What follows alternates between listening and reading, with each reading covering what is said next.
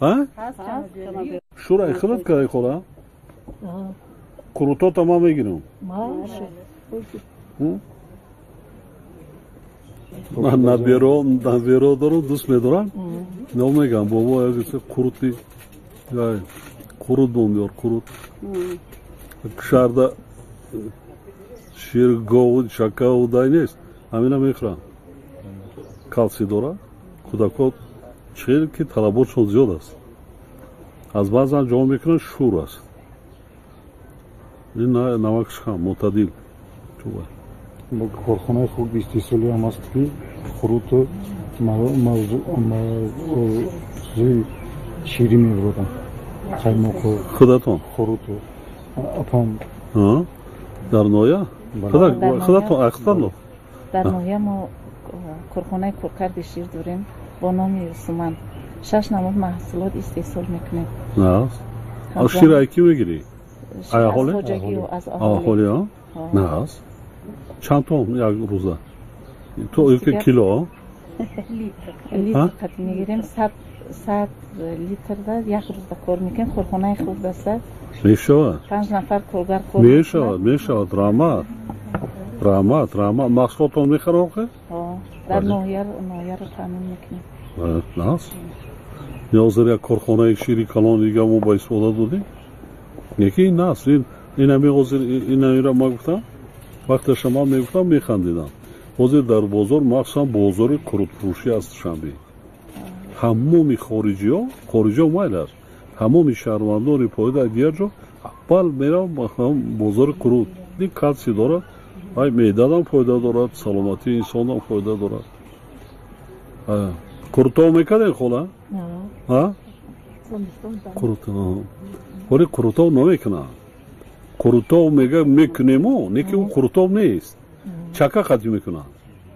کروت آب. کروت آب این نمیده کروتا آب کردن دکو. گرم کردن میموندن و سر وای میکردن پیشای. وای میزدن کف میزدن تا بعد وای بالازان میشه.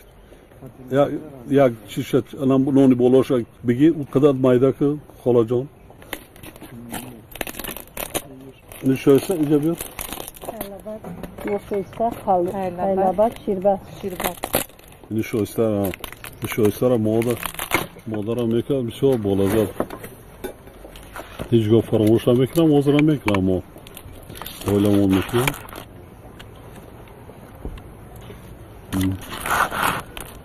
سخت شده شیربینی میگین شما؟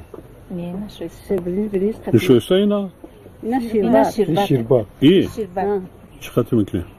اینا گرده کمتر سرخ میکنیم روغنی خوردیم بعد شیر را میاندازیم بعد شیر جوشیدن که گرفت میکوبیم بعد مسکر درونش رو میمانیم. با مزنی که ما فکر کردم که این برنج است. اینا کی کرده؟ اینا کلم رحمت خطیر مسکر او هم هسته؟ تایوره؟ بگی بیو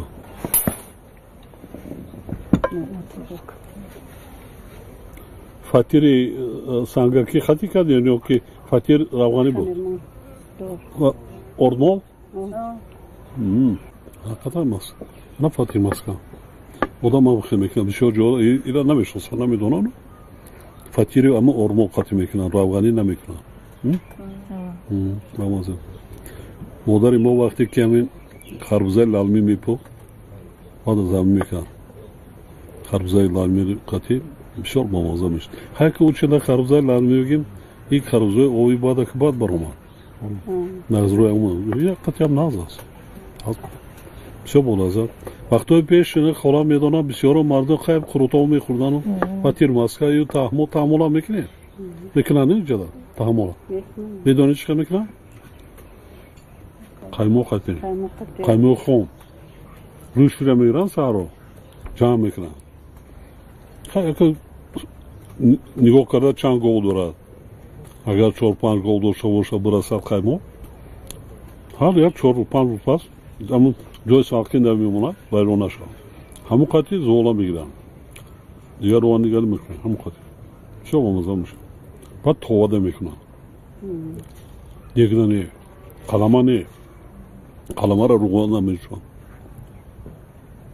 همین چیزی که دیدم مادرم میکردم اون با مزه همین زندگی اویلوی در هر یک اویله پیش از همه اسمی وابستگی داره که کاتوانو چگونه اویله زن هنر داره دنیا بسیار گشتم اینقدر مردمی با هنرش ما حساب کردم صدها نمود تاوم داریم تاوم‌های ملی صدها نمود بینیابت بسیار است هر یک منطقه با بعضا تاوم‌های خودش داره که نیست است در دنیا نیست این دسترخوان اینا بینیم بیشت این خیلی دولت نیست خیلی میوالش نیست این بیشت است تاجیکستان بیشتی روی زمین است آبا را بین چشم ها را بین این میوه است تمام می نبود این میوه در من حاضر شب بگوی چلدق رانده بودم شاید زیبا شده خیلی با مویره تماشا رخشم قریب رسانده میمان خانه ها جای زیبا طبیعتی زیبا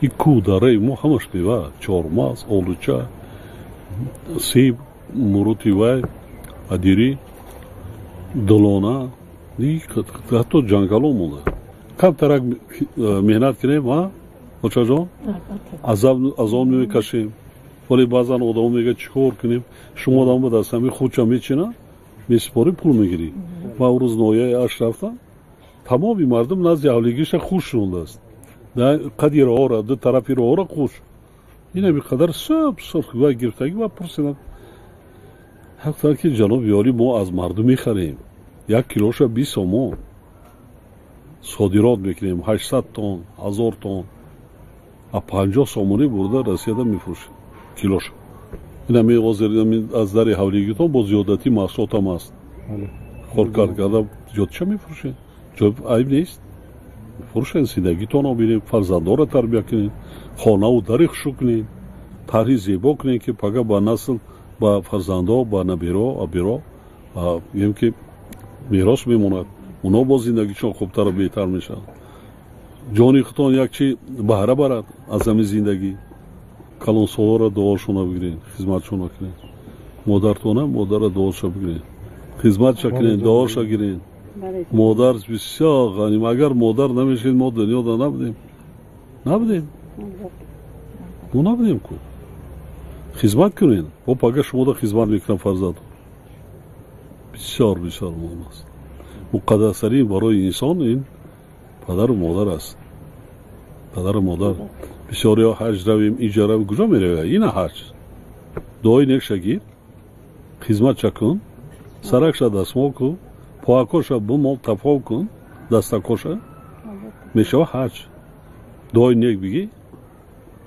میبینی عمری با برکت مهری یکدیگر برادری اپا و خواهری را گم کرده مدکر نیست این یک چیزی است که از بازار خریده فروخته نمیشه نمیویش کارتشکا و پیاز نیست که پگه برید بیوی این هم غنیمت گاگا شیشته با هم سر یک دسترخوان یک پیاده چای گرفتن صحبت کردن در گرد اطرافی دسترخوان با مادر باشد چقدر من مادر همون چیده بعد وای ببیند از همون عذابای کشیدگیش رنجای کشیدگیش زحمتای کشیدگیش همون چیده بعد انتر قناعتمند میشد میبیند سیر میشد سلامت باشید خوشبخت باشید کانالی ما در سامانه یوتیوب هم نوا ابونه شو و از ویدیوهای نو با خبر باش